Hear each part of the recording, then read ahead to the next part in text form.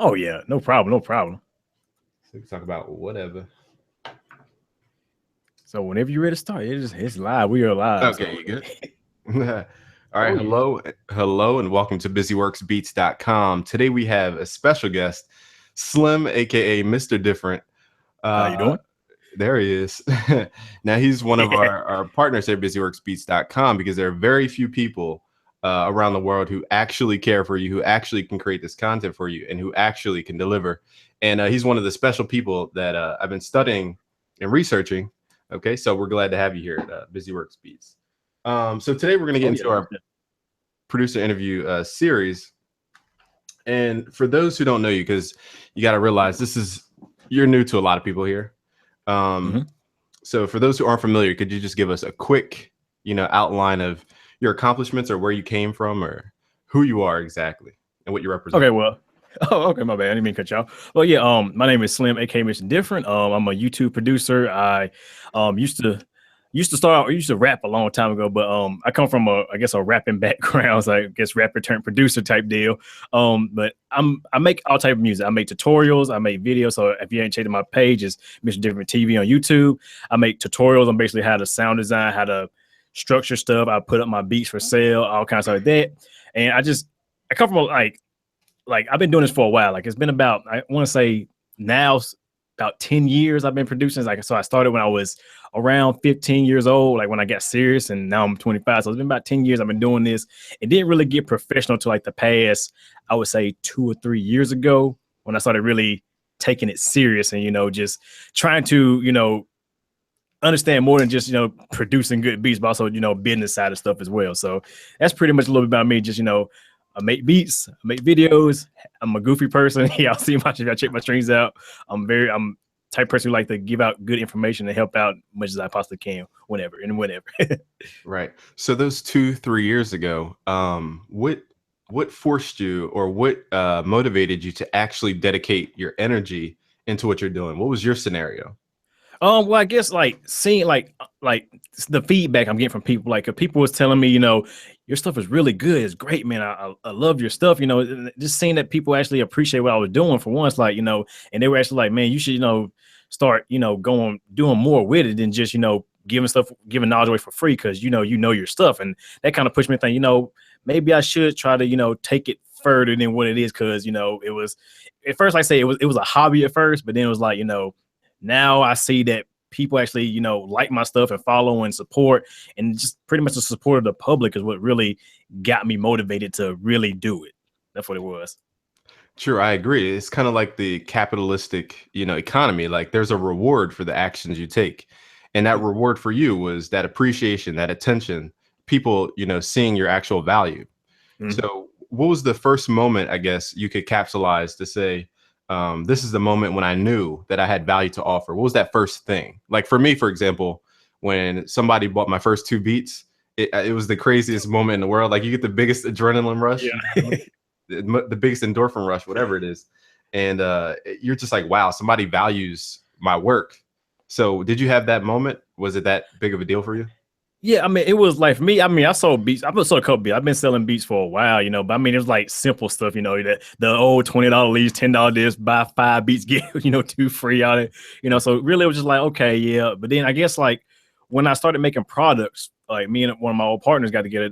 Name's Jose. We got together, I started making drum kits and sound kits, stuff like that, and started seeing that people really, really liked them. Like they loved them. Like they bought them up, and then I was like, wow, I mean. I didn't even learn. I mean, I gotta do more with this and learn more of the business aspect, because it's just, I mean, that in me was like, okay, now it's time to make it a business, because I can see that I can sell more than just beats. Because yeah, beats it's good to sell beats, but it's so many producers out there, it's getting harder and harder to sell beats on top of that, also, in my opinion.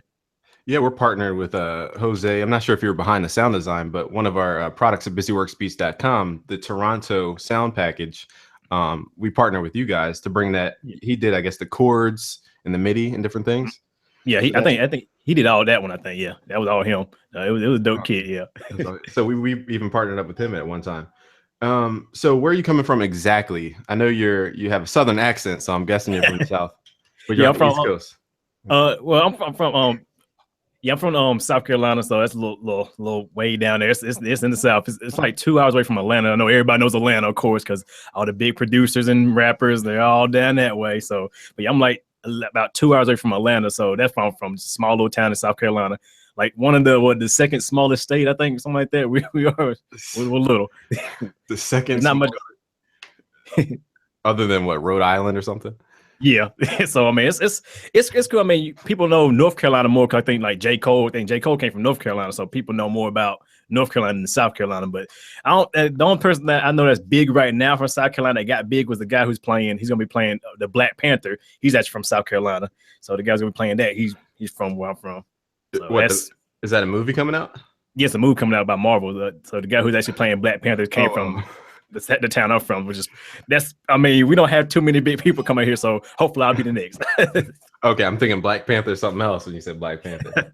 Oh, you know, that's what I was thinking about. Maybe there's another movie I missed because I didn't even know Suicide Squad. Is that what it's called? Suicide Squad? Yeah, that just came out there. It's pretty good.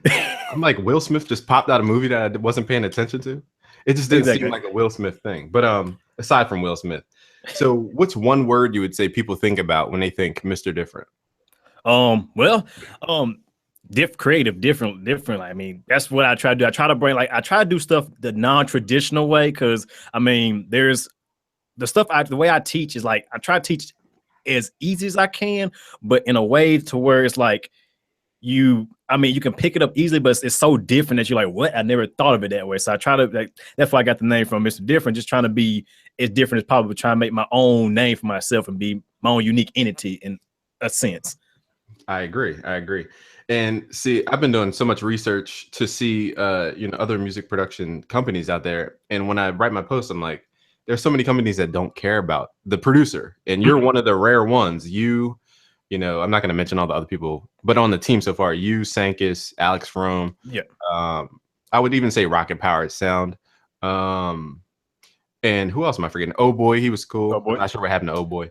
But anyway, and Superstar O, Ill Mind, there's only a select few amount of people who actually care for the community. And just shamefully, other companies are just trying to monetize the community without giving back. So firstly, I appreciate you for actually giving back to the community and showing that you actually care, because that's what matters. I say love is an action. You could say you love us all day long. Not you. They could say they love us all day long, but do they really? Exactly. So firstly, let me ask you a question about this. So to the average person looking to stand out, because that's the biggest thing, fighting the noise, getting above the noise. Could you give us a couple of tips as to how to get above the noise, how to stand out, how to be different, how to actually do it? Oh, I say like one thing is like I understand people like one thing I see a lot of people doing is they'll follow their favorite rapper, producer, whatnot, and they'll try to copy that style to the letter, and think that's gonna happen. But I think people, if you just like, for one, you have to take what you learning from them, and you have to twist in your own unique way. Like that's the only way you're gonna like stand out, and you gotta have something that just stands out. Like me, like my motto, like I came up with a catchphrase that stuck with everybody. Like it's I'm not motivated by the money, but the like, count, subscribes, and views. People they know that it stands out and it makes me who I am. It ties in with my name, Mr. Different, and how I work and everything. So you have to really like do something that other people are just not doing. Like I know it's hard nowadays because at the end of the day, with music in general, you're learning from something in the past, regardless how it is. But you have to, take that and just do something stupid with it. I mean, sometimes doing something just retarded with whatever you're doing, like making beats, you do like make the stupidest sound, but make it hot, make it fit the beat somehow. That's gonna make you stand up. People can be like, wait a minute, that's what is that? It's so annoying, but at the same time, I like it. You just gotta be weird. You gotta be weird and different and stand out. Because if you don't, you try to just copy like who's a good producer, Metro Boomin. You try to make stuff like him, you're not gonna be as famous as Metro Boomin because Metro Boomin made that style. You can't be him. You gotta take his style, break it down, and build it back up with you in it. That's gotta be you. Just be you and don't be afraid to step outside the box and do whatever.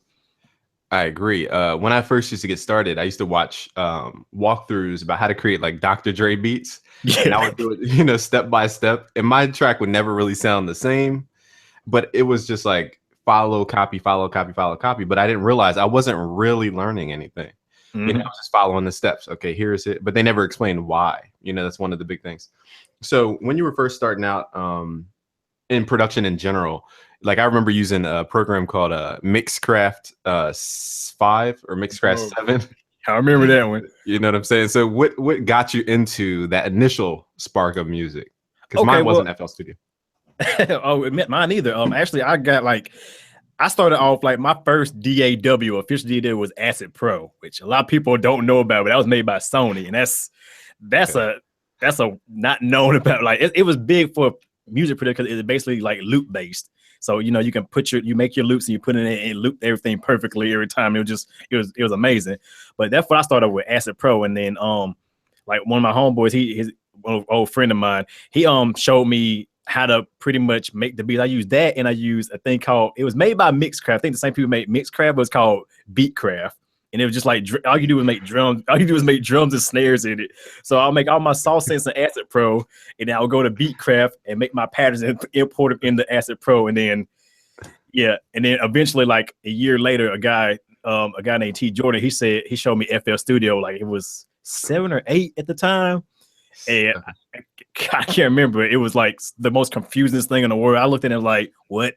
Like, what? How? Like, I was lost.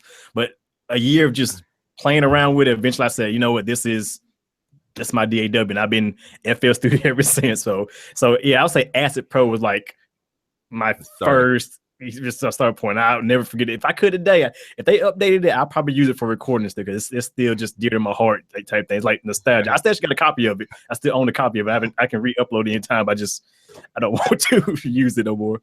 Good stuff. It's funny you said it, like FL Studio 11. I'm not sure what it is about that version, but I think that's the version that caught everybody's attention. I don't know how. That's just the one that everybody stuck to. Like, I mean, even today, like I still know big producers who are using like FL 11 to this day. Don't care about 12. They just say no, 11 is the best. I'm like, everything about 12 is they fixed them. Me, yeah. I love what they did with 12. I love it. 12 is beautiful. It's amazing. Still need to work on the recording aspect. The recording is not there with FL Studio, but they need to do something like Reason did with Record, maybe, and make a dedicated recording aspect to it. It'd be the best, in my opinion. I definitely agree. Like that record button, sometimes it doesn't record. You know what I mean? Like you hit it and it's highlighted and it doesn't record. I'm like, I just did that take for no reason. Or when that screen pops up and it tells you to choose an input, I'm just like, this is messy. That's the last frontier. I think if FL Studio or Image Line, if they get that right, this may be the new Pro Tools, to be honest. I think it's on that level. It's just missing like, yeah, like you say, like actually being able to, like me, I still record here and there, rap here and there, you know, for fun or whatever. But like one thing I do, I punch in and out. One thing I can't stand is having a ton of tracks. I like to take all my punch-ins and then comp them into one. You can't do that FL Studio, which that's, to me, if they can do that, I love it, because FL Studio, like default sounds, like default plugins, like EQ, like that, they have a bunch of stuff like auto-tune and pitch correction and reverb. I mean, they have a bunch of stuff to get started with that's great, that, you know, and the automation functions are perfect, but it's just they lacking on some of the most fundamental things in it. I just don't understand that. But it is modular, so I mean, FL Studio, you work how you want to work. That's the thing about it. So that's the design. But and I agree. You get those comments, is like, you could hit Control X Y Z to do this. I'm like, there's about 1,000 ways to do the same exact thing. Exactly. So for those who are looking at you to say, this guy represents my path, you know, into music and music production or artistry, what genre did you start out with? Because I know you listen to more than just hip hop and R&B, because you talk about it all the time. You're like, I enjoy, you know, the alternatives, EDM. I forget what else you said specifically, but how did you start out learning, and then what did you grow into, I guess, loving and creating, if that makes sense? Okay, well, if I say when I started out, like me, I guess I came from like listening to Michael Jackson. That's where I grew up. That was like the first, like that's when music stood out to me. Like when Michael Jackson was in his prime back in the 90s, that's all I heard. I heard all that. My mom bought me some Michael Jackson moonwalk shoes. I like music after that, you know. But then as I got older, when I first started doing music, like I first started doing like techno music, because before I got to the official DAW, I was working with PlayStation, had like them loop games on PS2 and stuff, and all they had was techno loops and stuff like that. So I was just making techno beats on the PlayStation. So I guess I had that kind of dance feel, because if you listen to a lot of my beats, they're not like, a lot of my beats are more dancey sometimes, and then sometimes they can be dark and deep and all that. But yeah, I started off with making just electronic music, and then gradually got to the hip hop scene, like R&B hip hop, and then I got back into EDM dubstep. I'm working on future based stuff now. I pretty much listen to whatever. I mean, I done rock, country. I mean, I try to blend everything I can as much as possible. Like, I believe that music is an opinion. It's not a choice. It's opinion. No music is bad. It's all in what you like to listen to. Point blank. Period. I agree. You just reminded me of Rockstar's what was that thing called? The Beat Generator or something? It was like an online sequencer. Yes. I think that was the first thing that got me into loving music. But I too, you know, started out writing lyrics and raps because you probably came from an environment that you actually had to deal with stuff. Mm-hmm, yes. You had struggle. You actually had a message to bring about. And I think the majority of the people listening in today have that same upbringing. So they need to know from our perspective, you know, you have a completely different story than I do. And, you know, some things you went through and you got through, people need help with that. So I'm just looking at the outlines just for general ideas. But what I was going to say is, what's one thing of encouragement before we move on to music production talk? What's one point of encouragement or one lesson you learned that pulled you through some really hard obstacle from starting out to where you are? Well, main thing is like just not giving up. Like, I think one thing I see is that people like tend to give up too easily, and that's the one thing that I see that I just don't understand. Like, they'll get to that point where, like, said, like me, I don't know. I said me. Tell me another guy. He was making beats too, and we were working together for a while. But then somebody told him his beats suck, and he just like, you know what, I'm done. You know, I'm like, why? Like, you're gonna have people tell you suck. You're not gonna be good. You're gonna get frustrated. You're gonna hit a brick wall. You're gonna have family issues. You know, I mean, at the end of the day, I haven't given up. Like, I've been doing it for, like I said, 10 years, and I'm still strong. I had 3 kids. I still work, and I work around them. I got, you know, I done finished school, went through college. You know, all this good. I mean, I just don't give up. Like, one thing I think people just need to do is just you got to keep going. Like, at the end of the day, you never know. The next day could be your big break. Like, for me, I was like, man, I'm never gonna make it. My YouTube videos not getting no play, not getting no subscribers. I was always feeling like that. But then, you know, I say, you know what? Maybe I'll go one more day. Tomorrow may be next day. And I just kept telling that tomorrow. And as I go on, it just keeps on building, and I just don't give up. Like, so if you're a young producer and you get frustrated or you just can't get that whatever you're trying to do, just don't give up, because eventually it will happen and it'll click and you'll be wherever you want to be. Anybody can be a millionaire, in my opinion. I don't care who you are or where you came from. Mm-hmm.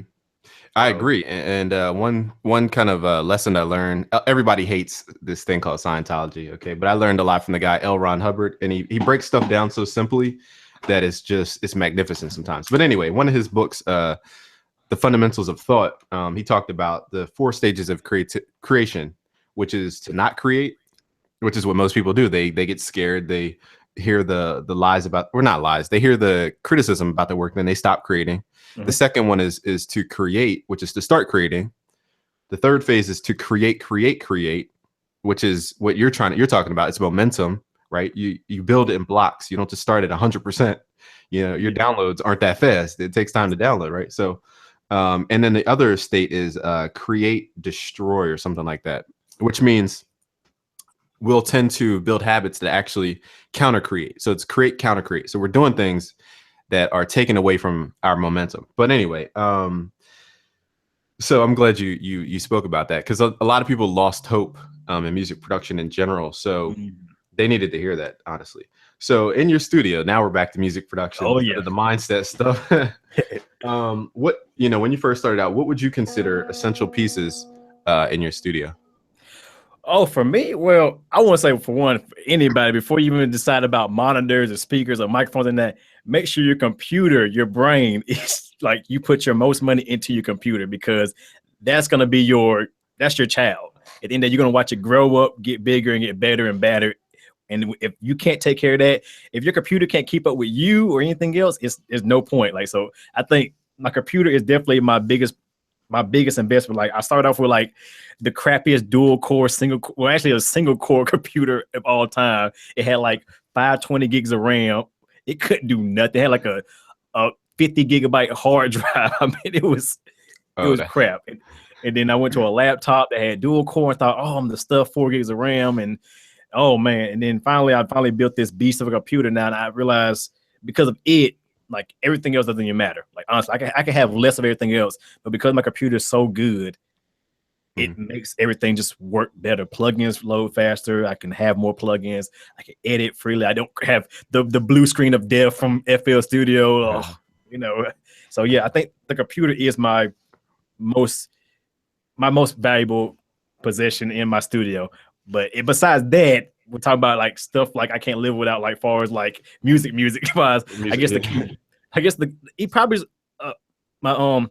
my keyboard, because I mean at the end of the day, I mean I like plugging stuff in, but being able to play stuff out, even though I'm not the best piano person in the world, I can't play the piano like, you know, Beethoven or Mozart like that. But being able to, you know, being able to have a MIDI keyboard is like, it makes everything whole. It makes the creative flow just easily come out. I can just hit notes and be like, oh, okay, and just keep building upon that. You're speaking about your MIDI controller or a keyboard workstation? Yeah, the MIDI controller. I wish I had a workstation, but nowadays, since a workstation is nice. I love them. I wish I could have. I would love to get a Kronos.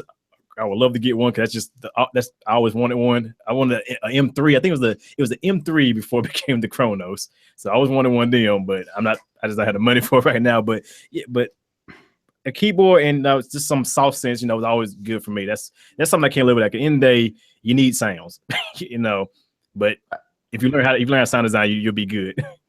I agree. What would you say is your favorite synth? I think I picked this up from your other hangout in the producer video, but for those who are just catching up, what would you say is your favorite synth? Because I ask because when people don't understand sound design, they're really just preset hunting, kind of like what we do with, you know, hardware synths. I'm really just preset hunting when it comes to hardware synths, even though they can pretty much all do the same thing. So what's your choice, your synth of choice? Well, right now, my number one that I'm so glad I purchased it. Like my best purchase ever was Serum. Like apparently, like it's a popular. It's just got some traction. I know it's been out for, I want to say 4 years now, or 3 years, something like that. But it's, to me, one of the most powerful synths you can get. Like it does everything. Like you can literally make any sound you want in Serum, and it's really getting popular now. So like everybody's doing it. Everybody's using tutorials. You can always learn how to make stuff in it. But I feel like Serum is so easy to understand because it's so visual. Like you can actually see what you're doing, and that makes everything else look like obsolete, in my opinion. I agree, because that was one of the downfalls of Massive. That wavetable knob, I didn't even know what it meant. Like I didn't understand wavetable synth until Serum came out, to where they visually made it apparent as what a wavetable actually was. You know what I mean? Exactly. So that did help, and I'm glad you said that. Now, what would you say is a secret, not a secret plugin, but a company that people aren't thinking about? Like, for example, Sound Iron, who makes contact instruments. I would say that's one of the companies I found recently who has some secret stash stuff. So what would you say is like a secret stash plugin that you have been dealing with, or that you saw? Okay, I know. Well, there's probably a few. I'll name two that I just come to just love right now. One is about actually, but people make Serum. It's called they're Expert. So if you look them up, it's I think it's XFER Expert. But they make a plugin called OTT, which is basically a multi-band compressor, and it's free. It's a free compressor, but it is amazing on almost anything. Like you can use it on the whole mix, on drums, on bass, whatever, and it makes it sound good. And another one that I recently saw that, you know, like kind of like I guess I won't say not so much well known, but pretty known, is Valhalla. I think they're called Valhalla DSP, but they make a bunch of reverbs and EQs and reverbs and echoes and stuff like that, like effects. They're reverbs and their delay. They have a free delay that's just beautiful. It's called Echo, and I got it, and it's the best delay I've ever used. Like, and it's free. So I mean, like people think, you know, oh, I need to go Native Instruments. I need to go the big boys to get the good sounds. But really, these, you know, unknown, like not as popular as like free companies make great plugins too. You just got to search. You just got to search and play. Download it. If you don't like it, delete it, because it's free. You're not losing no money, you know. So yeah. I agree. I'm always asked, like, what's the best free plugins? And I'm like, I just haven't found any good ones. So I'm glad you suggested that. Yeah. My answer is usually the plugins which came with your DAW. They're free. They come with your DAW. But I'm glad you brought that third-party content in. And also, Valhalla, I haven't tried them out. Did you say you tried the reverb or just the delay? I tried, but I've used both the reverb, the vintage reverb, and their things called Hall, but their Echo is the one I have. I did try to demo with the reverbs, and they're just, I mean, they're amazing. For $50, they're beautiful. They're like better than some of the paid ones you get out there. Like honestly, it's like having a real like a real reverb module type deal, but their echo is a delay, and it's so in the way it looks kind of cartoony and kiddie with the way their GUI is, but it's so simple to understand and it works. And that's the thing about it. I don't care how it looks, as long as it sounds the way I want it to sound and does what I need to do. I don't care. That's how I say it. I agree. It has like that orange kind of gradient in it. It's kind of playful. It's not like doesn't look like hardware. But back to the mindset stuff, because you said the best place to invest in your studio is the brain of your system, right? Your computer. Yes. So similar to your studio, we got to invest in our own brain, right? So do you have any mindset things you've stumbled across or discovered recently as to how to just up either productivity or up results, just for producers or artists who are looking for some kind of nugget to kind of push through?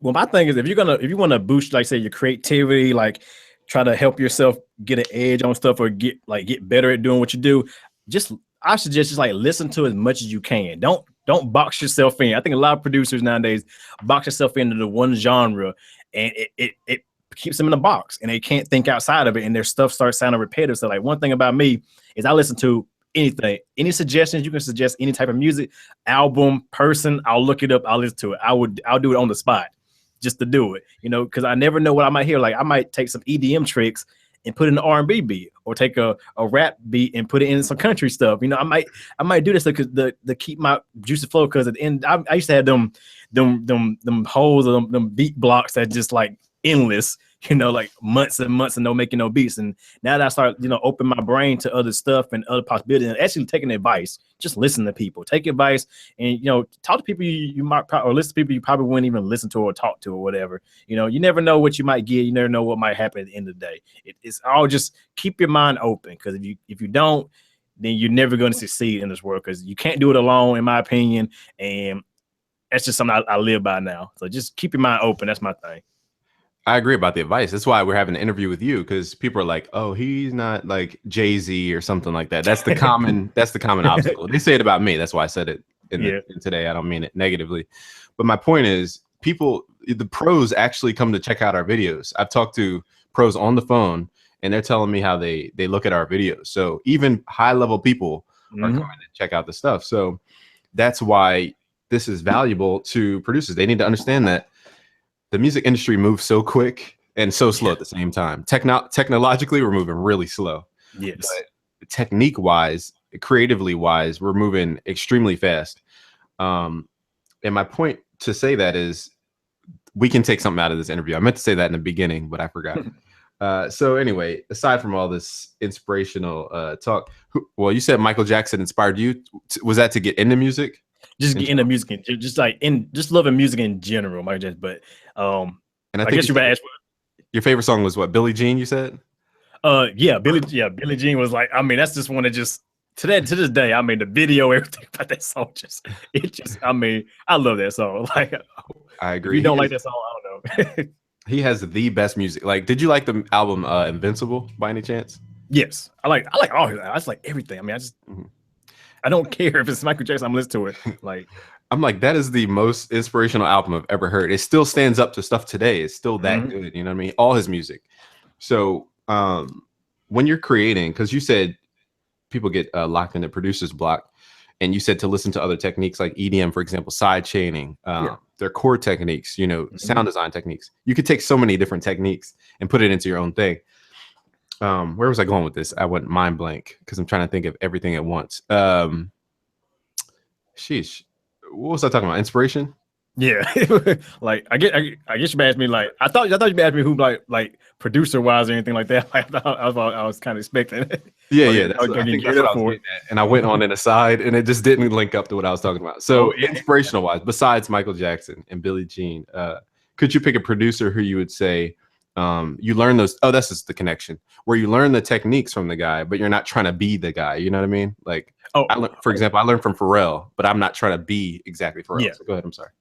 Like me, it'd be like there's one producer that to this day is gonna be my favorite, no matter how good he gets or bad he gets or whatever. And that's Ryan Leslie, because in my eyes, he is a true like musician. Like honestly, he plays every instrument.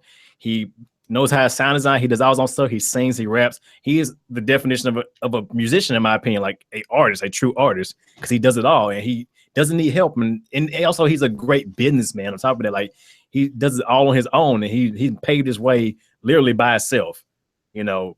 Right. And he's amazing. He's an amazing guy. Like I look at him. I mean, I ain't gonna say I could never be him, but I'm not gonna try, because he has years on top of me with this stuff, you know. But I look at him and go, when I see his stuff, even though I can't do it, it inspires me to like, okay, I saw he did this and that. Let me see if I can take this and twist it in my own kind of way, you know, because I'll never be that good, but I can do something, you know, in my way that's, you know, good enough.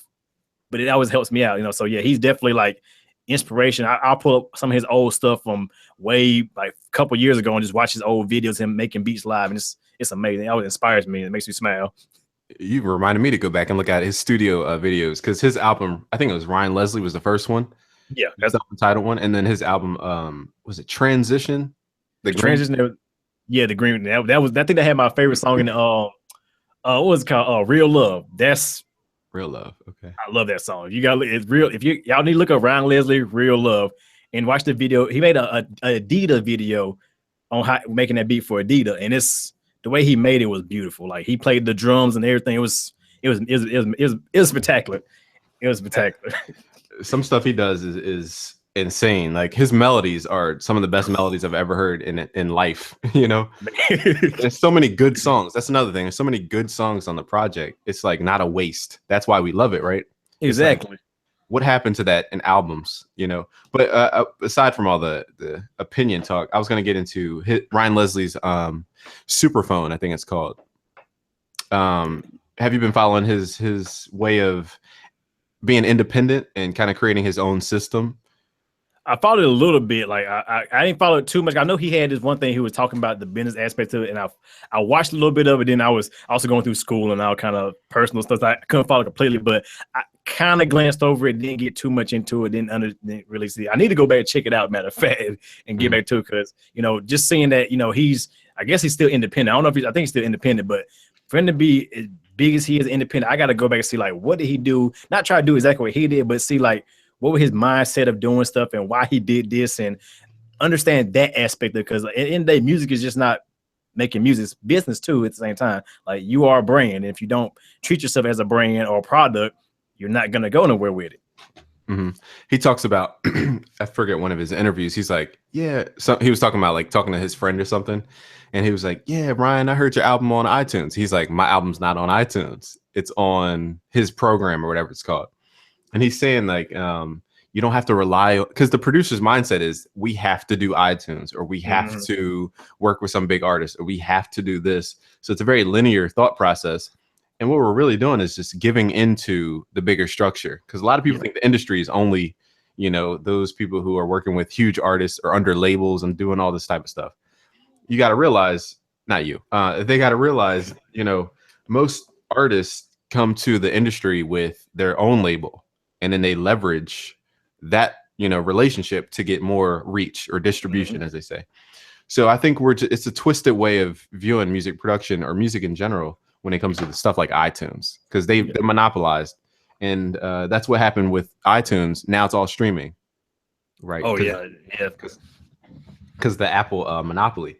So now we see the repercussions of all that. So beyond the mindset and inspiration, what's your view on the amount of work a producer has to do to create his own thing? Because you have your own thing, if that makes sense. You have your own ecosystem. So how much work goes into creating your own ecosystem? Well, I mean, at first it was like a lot more work than it is now. Like now it's kind of, like I said, now I'm, you know, this is what I do. I'm in the studio all the time. This is my job now. This is what I do. But before when I was, you know, like a normal person, I'm pretty much saying like everybody else who's watching and stuff like that, you know, I would just, you know, every day, as much as I can, like every little minute, hour, second I get, I would do it. When I get off work, I would come and do it. And on my break, I'm searching and researching. You know, when I get home, I stay up as long as I can if I can go to sleep. You know, I put the kids down in bed, you know, I get up and come in here with headphones on, sitting there. Okay, got to figure that most times it's research. Most times not even making beats. It's mostly just doing research. Like, okay, I want to learn as much as I can today. So when I can make a beat tomorrow, I can just go into it without having to go, oh, I need to go see how to do this, you know. So as much time as you possibly can at first, because you like time changes for different people. Like you might get more time, you might get less time. So time is like key. Time is money, like they say. I mean, the keyword time, money. So the more time you put into something, the more you'll get out of it, in my opinion. And did you realize that after 2-3 years ago, when you finally decided to put your energy into it, was that the moment you said, wow, it's, you know, what I focus on grows?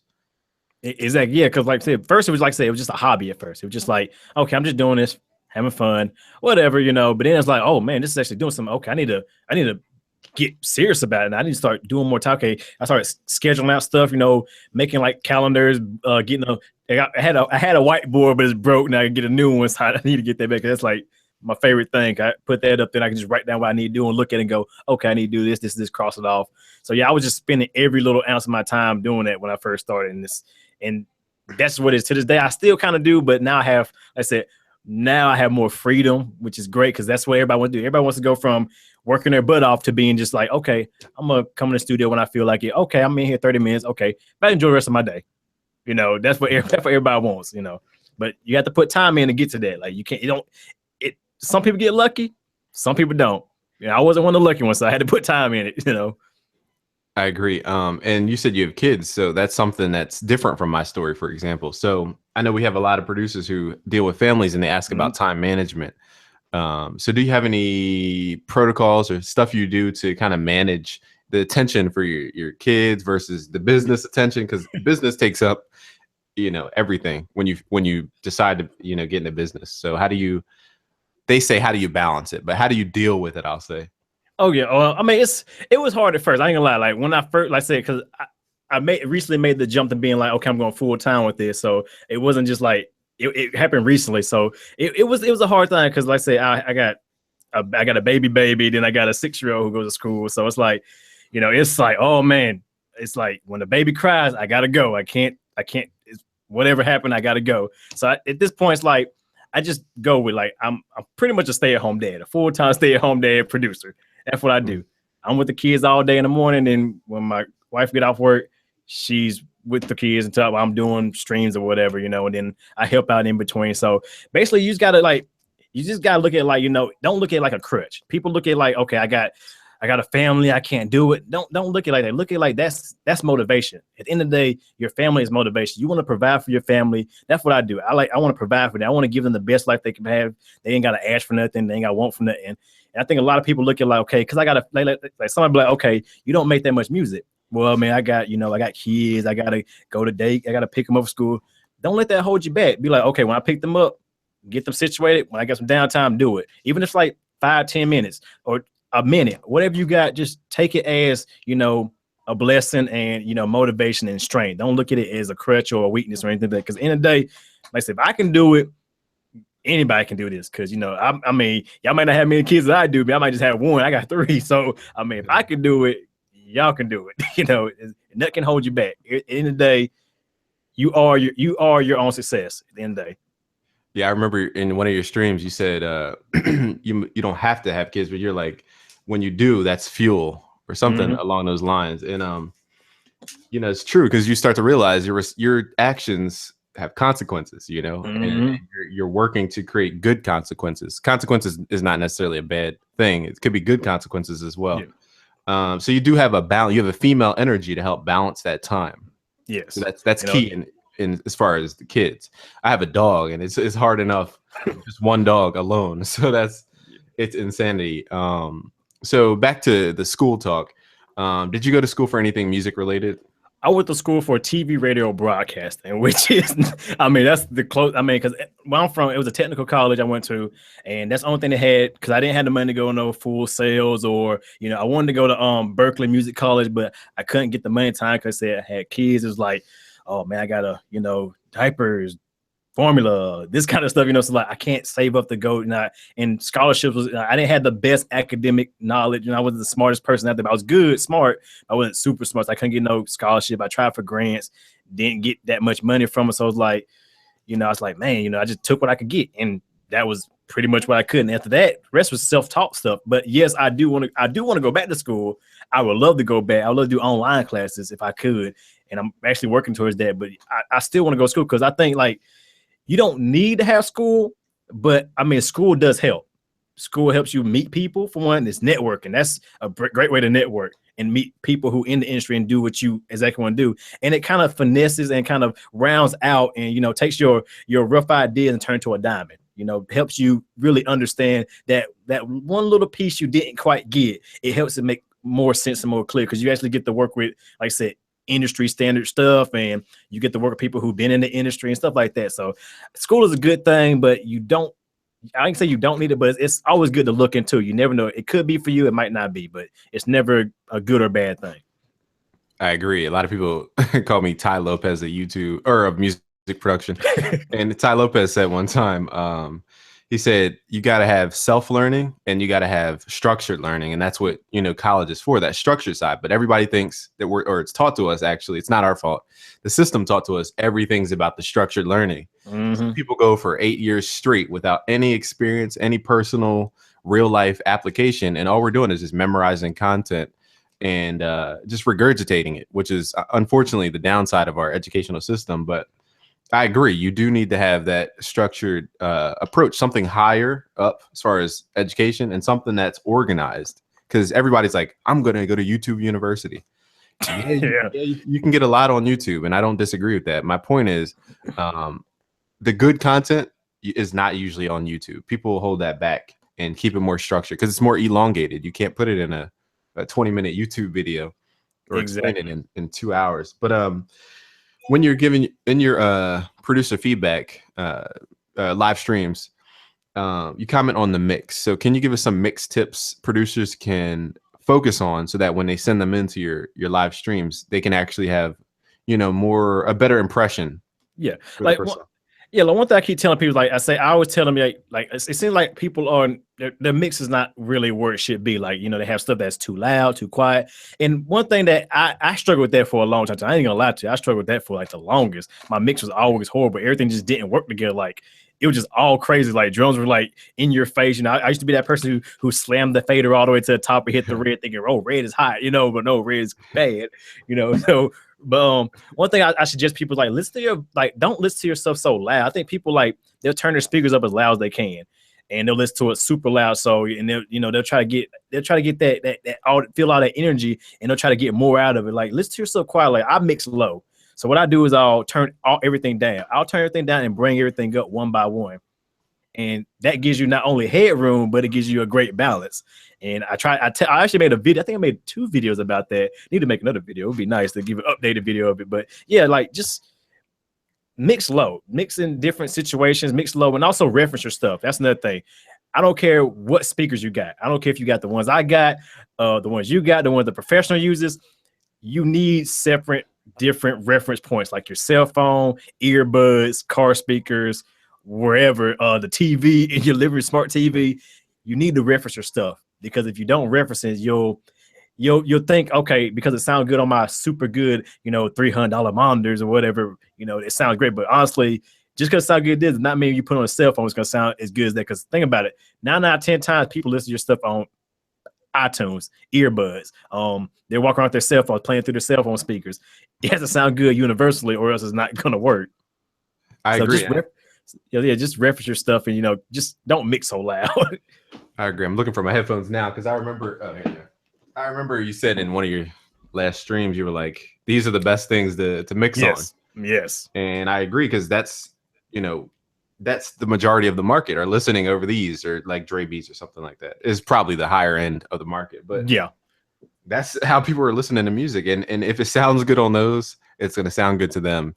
You know, there are a lot of other things, but still, that's what people need to pay attention to. And I'm glad you said that, because everybody thinks they need to run out and get Yamahas, KRKs with the subwoofer and headphones. I'm like, start with what you have. That's your greatest asset right now, is what you have so far. And music production used to be incredibly expensive to get into. I remember, as an aside, I was looking at an MPC 2000, and it cost $2,000 just for a sampler. And my mom was like, no. So yeah, I remember I tried. My mom wouldn't buy me no. She wouldn't buy me a $30 software. So I was like, oh, I gotta do some more. I gotta do like 3 weeks of grass cutting to get that, you know. So I remember them days, not before the jobs and everything like that. I agree. So you mentioned this before. You said it takes more than one. So do you believe producers who are just starting out, can they do a lot by themselves? Yeah, you can definitely do a lot of stuff because like me, like I took like it didn't take me. It took me a while to realize, you know, a team is good to have. It's good to have. You don't have to have a super big team, but just having, you know, 1 or 2 other guys you work with here and there to talk to, feed off of. It's always good to have. But starting out, you should do stuff yourself, you know, because like that, you learn you understand you, and you understand how you operate, how you work, so you can find people who, you know, mesh with that. Because trust me, I don't work with people who we're both were good at music production. We can make beats, all that, but personally, we could not get along. Like we just didn't work, and he stole from me, and that was it. Like he stole a beat from me and sold it behind my back, and I was like, okay, yeah, you know. So you definitely want to, you know, know you first, because you can put yourself around people that, you know, better understand you too. Because you don't know yourself, how will anybody else understand you? I agree, and a lot of people are looking for partnerships, and I'm letting you know right now, if you're thinking about partnerships in general, as far as like equity partnerships, Yeah. You know, you're going to have issues around money. It's just going to happen because it's a power thing. It's a power struggle. It's a weird thing. When you get into business, there's intentions, and sometimes your intention might be different from their intention, and it just clashes, and it's going to be a power struggle to the end. And the person who wins is the person who's closest to the money. And I learned that the hard way in an old partnership that I had, but it was a great experience. Yeah. And that company went on to live on, and I appreciate it. But at the same time, it put me through a lot of things I didn't need to be in, simply because I thought partnership was the way to go. So be careful when it comes to equity partners, people having percentages who work directly with you in business. It's great to partner, like me partnering with you. We're doing, it's more like a collab. Yeah. I would say, but you got to be careful, people. I'm warning you now. It's always about money or power that's going to corrupt the system. So trust me on that. So you had somebody go behind your back even. So that was a power move. It was like, yeah, he saw like the potential in my work. That's amazing bad. Like he said, oh man, he noticed. Then he's like, okay, he might not look. So he slid a thumb drive in my computer when I went to the bathroom, and then found out a week later, the guy said, oh, you listen to this beat, man. I made a song about, okay, play it. And I'm like, where'd you get that beat from? He said, oh, what's the name? So I said, what? Really? Okay. How much you sell it to you for? Oh, okay. Okay. I ain't go crazy. I ain't go gangster. No, nothing like that. I talked to him. I said, look, man, you tell me the truth or don't. He lied to me. I said, okay, cool. Just don't contact me no more. I ain't say you owe me this. And I said, just don't contact me more. And now he looks at me now like, hey, man, you want to? Nope. I don't want to link up. We're good. I wish you the best, but no, I just don't. For working on stuff with you, can't do it. It's not going to happen. And one more quick thing before I move on to the next thing was, even Damon John from Shark Tank was talking about how the people who he gives money to, he doesn't check up on them every single day. He just, you know, he invests with the company, and then he has trust in them that they're going to bring it back. You know what I mean? Yeah. It's not like a micromanaging thing. You don't sit above somebody, you know, all up on them. And so it's a lot of trust involved in business in general. So in partnerships. So I just wanted to note that. So moving on to the next thing, I got general outlines to keep it flowing. So how's your side looking? Are you, what are people saying? Are you on the stream? I'm on the stream, but it don't have a chat right now. So it doesn't have a chat. Okay. Well, actually it does. People are saying stuff there. Let's see. MrDifferent, busy with collaborating. Oh man, someone talking about the Kill Bill. They love that Kill Bill siren. That's like the number one thing in my thing. I was saying something about that. They say we need to do a soulful collaboration. could be possible. Yeah. Oh, sorry. They just appreciate it right now. I heard you're like, if I hear that Kill Bill siren one more time. I mean, it's just, it's not a bad thing, but honestly, it gets to the point. It's played out. Like it's super played out, and people don't understand it. Like people, I mean, if I'm a artist, I'm looking for the hottest beat that's different, so I can make that new wave. If I hear every beat you got just has that same sound, I'm like, do I even want to take the risk? You know, I'm trying to make my own self, you know. So people got to look at it like that. Like they have to be unique, you know. But don't get me wrong, man. If you like it, you like it. I can't stop you from using it. It's your computer, it's your beat. But just think about it in the long run. Is it really worth it? I agree, and some people their debate is that Quincy Jones used it first before 808 Mafia, but 808 Mafia made it a brand Yeah. like that, or who made it? Was it TM88 or I don't know who exactly made it. I want to say it was Southside. Southside. I think it was Southside was the first one who Southside. really who did it, and then because he was like it was him and I think Lex Luger at the time. You know, Lex Luger of course got more popular than Southside because Lex Luger had that BMF with Rick Ross. But yeah, Southside was the one who was doing that like all the time, and then it just everybody heard like, what is that? Like, what's that siren? And people and somebody figured out, oh, it's just from Kill Bill. That's the Kill Bill siren. And then after that, everybody said, oh, go to Kill Bill, type it in Google, the YouTube, and download, and everybody got it now. Right, and it's branded now. So like when we hear that, we think of the 808 Mafia team. So when we're hearing that in beats, we're just thinking 808 Mafia, but not your brand.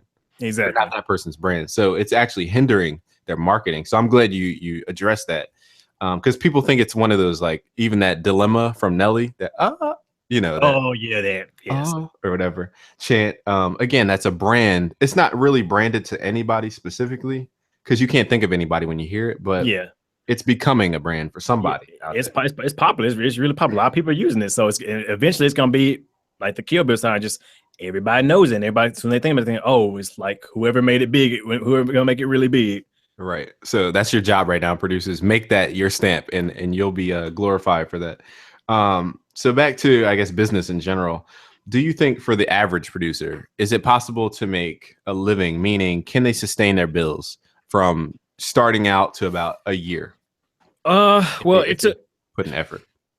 Well, I mean, that's kind of hard to say. It just depends on, your situation, where you're from, and what you have access to. Like for me, I don't have a lot of access to really get my beats heard where I am. Like I said, I had to get in the car, get on the highway and drive to like somewhere like Atlanta or somewhere like that, if I want to do something like that. So you can definitely do it if you put the work into it. Like I said, nowadays everything is internet based. So you have, like I said, you have your sound clicks, you have your my audio, what's the other one? My free player or my free player store, SoundCloud, YouTube, Twitter, Facebook, Instagram, Vine if it's still popular, Snapchat now. I mean, there's so many ways to market yourself and make money off your brand and your music that anybody can honestly make a living off of. Now, I don't suggest just, be like, okay, go into your job, take a uniform off, say I quit, and then go home and start making beats to try to sell. That's never the way to do it.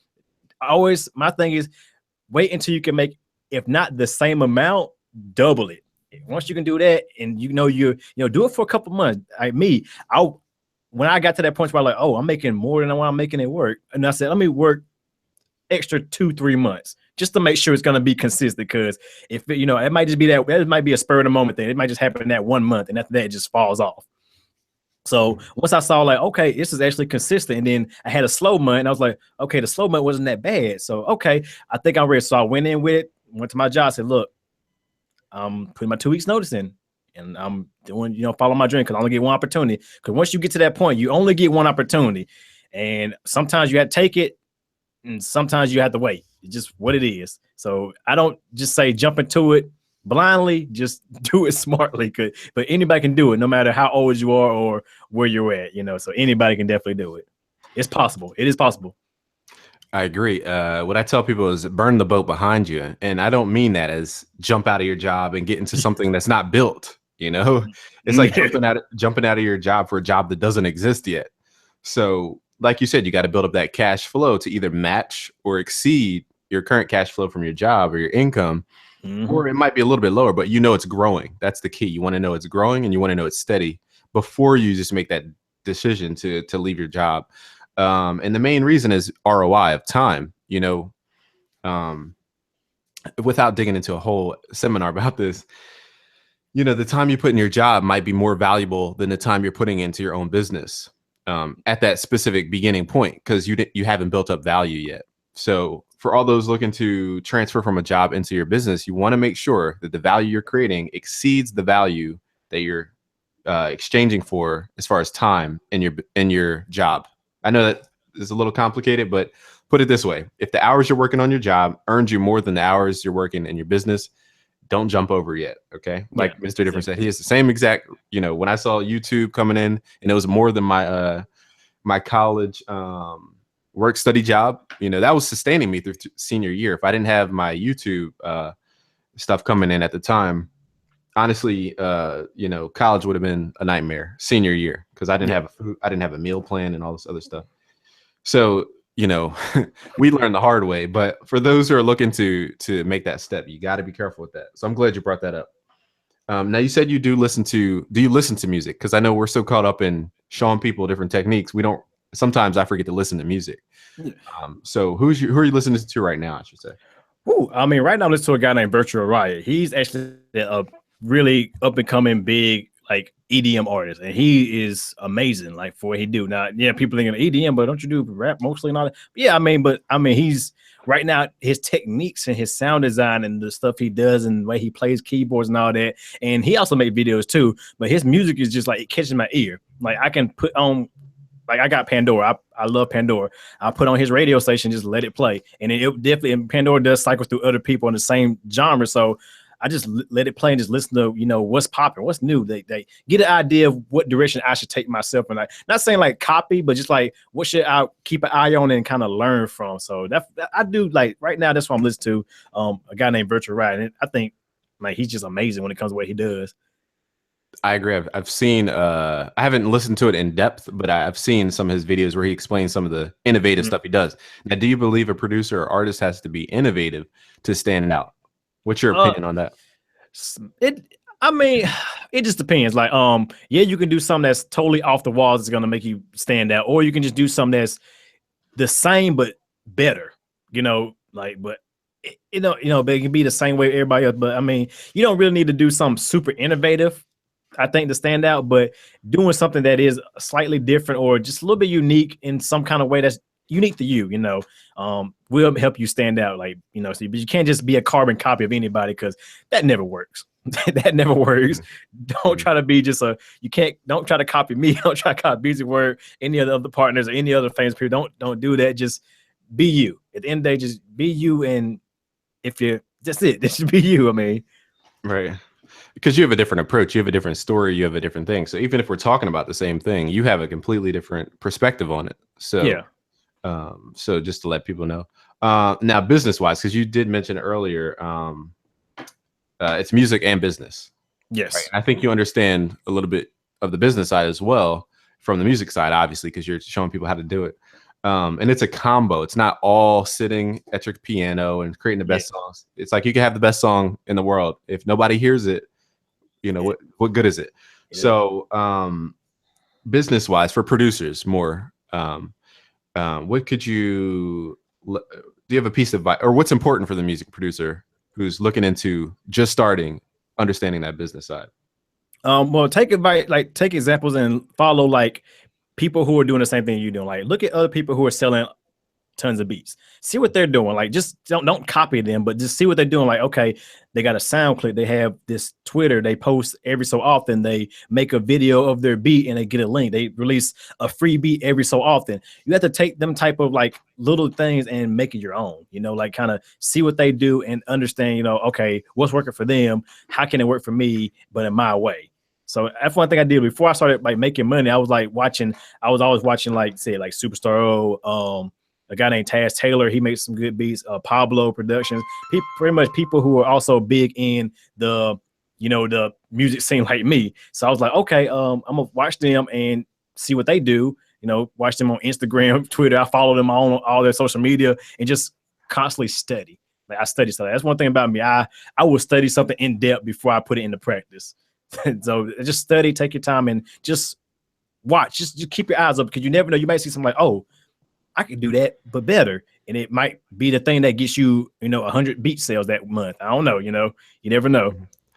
Yeah, I hope to speak to Superstar O soon. As a matter of fact, he's part of the series as well. But I appreciate the value you bring because you have a completely different perspective, completely different point A, meaning your starting point. So you have a different journey. So that's why we're having you on. And he's really about lifestyle. Like he takes pictures of his cars and stuff. So do you have anything for you that's outside of music that you're really into? Well, me, I mean, people watch my stream. I'm a big gamer. I used to be like professional gamer. I used to play games all the time. So you can always catch me playing games. I always talking about playing games and all that. But I'm also, like I said, I'm a car person too. I'm not, like a luxury car person like Super. I mean, I don't have a luxury car, but I do like cars. My dad's a mechanic, so me and him used to build cars, race cars, drag cars. We did that. He still does it today. He's building one now, and I'm somewhat helping him when I get time. But like that and my children, that's another thing. Like I have my kids on stream. Like I'll bring my kid on stream and we'll listen to music together while stream. I mean, my family is like outside of music, they are the number one thing. Besides, like music is number two, they're number one. Like that's my lifestyle. Like I don't care what I can not do music no more, but as long as I got my family, I'm perfectly fine with whatever else out there. Like I don't even care. So I agree. You have a why, you have a purpose behind your business, and that's, to secure your family, and hopefully it grows and multiplies, of course. So what do you think is important for producers as far as their why, their purpose? Do you think enough of us have a purpose or reason why we're even into music production? Or do you think it's just a hobby for most people? Well, I think most times I don't say a hobby. I think the people who are starting out, I would say it's a hobby because they don't really know where they want to go. But most people just like the only thing they see is money. I want to make millions. I want to make, I want to sell to Drake, Lil Wayne, Jay-Z. That's how they see. They see like the big, super, like long picture. That's all they see. They don't think like, because for some people like me, it's not really about, doing like making millions of dollars and nothing like that. It's just about having something to where I just want to live comfortably. That's it. Like it's a simple thing. Anybody can do it. If you just like, you have to really, I ain't say tone down your goals, but just make them, attainable in your situation. And like, I think people they just, like I say, they see just, money, or they just like, I'm just going to make beats. And if it works, it works. If it don't, whatever, I don't care. It's just making beats, but you got to have something that's going to drive you to do it and to make it, or, to get to where you want to be. And, I think a lot of people just don't have that right now. And they're not trying to get there or trying to attain that, or don't even know what it is that drives them. They just do it. Right. They said the average cost per kid is $250,000 over a lifetime. So you might have to. I need I'm about to do something big soon. Yeah, we're gonna have to make you a millionaire here. But I agree. There's ways, because my perspective is do as much as you can, be all you can be. And I do believe it's possible outside of the industry, the quote unquote industry, right? The royalty systems and all that nonsense. It's a hierarchy, but I do believe it's possible for anybody outside of that creating their own systems. But I'm not going to get into that today. Let me see here. So we pretty much covered the topics that our audience was interested in. Did you want to leave us with something in particular that's just on your mind bubbling, or that you wanted to share here at BusyWorksBeats? Well, I mean, I don't know. Just keep watching my videos, everybody, and throwing them up. I don't know. Like, really don't know. I mean, I like the community that we both built. Like me and you both got a great community. The people that follow us are just amazing. Like I love talking to them and getting their feedback, and their questions are amazing. So I definitely want you guys to keep that up, because that helps everybody out in the end. Like, I mean, I can make videos, but I can only make so many. But when I read the comments, I'm like, oh, okay, it's what he wants. It's what he wants. It just show that you guys care about, what we're teaching you. Cause that's the main thing. Like, it's not, like I said, I'm not doing it. Like I said, I'm not doing it to try to make millions. It would be nice. Don't get me wrong. Having millions of dollars is lovely, but that's not my goal. My goal is to help other people get to the point to where I am or further. That's all I want. I want to see if I can make 20, 100, or 1,000 successful people. I'm probably one of the most successful people out there, because at the end of the day, I helped out. Giving is always better than receiving. Because you never know. Because at the end of the day, you're always gonna get that love shown back. But showing that love is like hard for a lot of people. But I love showing love. So just keep it coming. Just keep thanking me and liking my videos and helping me out, and let me know what you guys want, because I love the help, and that's my thing. Just helping you guys out, and that's beautiful. I agree. Some of the best moments here at BusyWorksBeats, for example, is just hearing testimonials, like the stories of where people came from, yes, what they took from the training, and then how they actually got real results. When I read those, it just adds that confidence back in myself, or not even confidence, but the energy to keep pushing. Because sometimes it gets monotonous, I'll admit. Yeah. And sometimes we miss your comments. There's so many comments. We're going to miss some. We're going to miss some messages. It's just how it is. But I truly do appreciate everyone who joined us today, both on Mr. Different's live stream. Yes. I'm going to close the you know, between me and you, I'm going to close the video for BusyWorksBeats, but I can continue on your live stream if you wish. And I just want to say we appreciate you, even if we didn't, you know, respond or anything. It's just, I wish I had 1,000 bodies to be on the computers answering you guys 24/7. And I appreciate you, Mr. Different, because really you stood out from probably hundreds of thousands of channels and different people in the world in general. And you got to understand that that uniqueness is something that's not, it's a rarity. You know, Yes, you're what you do actually trumps music schools in some cases, trumps universities, trumps what else is out there? You know, programs, certification programs or whatever. So so we value you. That's all I got to say.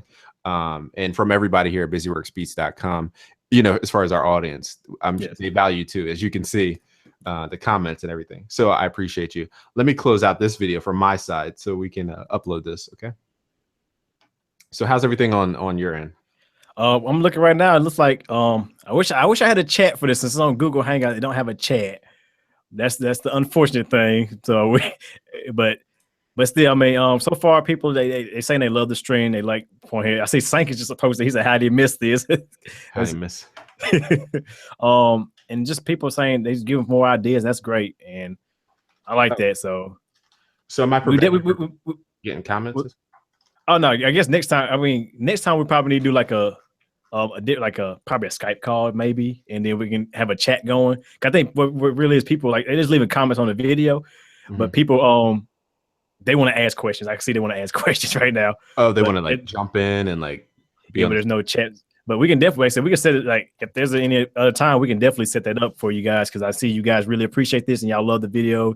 Has a good bit of likes and a lot of likes. Matter of fact, 80 people watching live too. So that's great. I do appreciate that. I don't want to cramp your style. Sorry. So yeah, definitely. So if y'all want me to ask BusyWork to you know, set this up again, we can do like another live stream. Y'all can chat with them and stuff like that. I'll do it. You know, just leave it in the comment. So. But the chat about the end. It's chat about the end soon. Anyway, I had it set for about an hour and a few some change. Kind of know how long we're gonna talk. I agree. I agree. I don't want to cramp your live stream because I wasn't sure what you were gonna do today. So I appreciate you even joining me today. As a matter of fact. No. So let me get out of here. Again, I appreciate you, friends. So thank you again. I'm gonna let you be onto your business. All right. So we're gonna have some fun in the future. Okay. Oh yeah. So you're gonna see a lot more of Mr. Different and some other things. So we'll see when that comes about. All right, I'm gonna get on out of here, friend. All right. I appreciate it, man, for you coming by. And everybody appreciate it. And I appreciate you well, man. All right, it was fun. See ya. All right, have a good one.